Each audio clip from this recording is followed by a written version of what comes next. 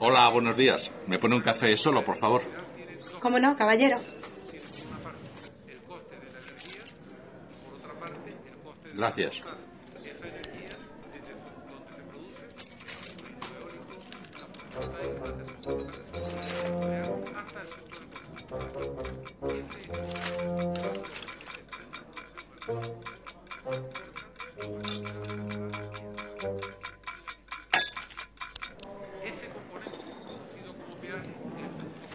¿Qué se debe? Un momento. Son 14,45. ¿Por un café? Sí, verá, ha tomado usted el café en hora punta. Según marca el pool del mercado mayorista, el precio más alto del café en este tramo se toma en el barrio de Salamanca. Además, está el peaje por gasto de barra, reposición de tazas, el plus por lectura de prensa y el plus por conversación sobre el tiempo. No hemos hablado de nada. El servicio se lo damos. Si usted no lo ha utilizado, no es problema nuestro. Un consejo.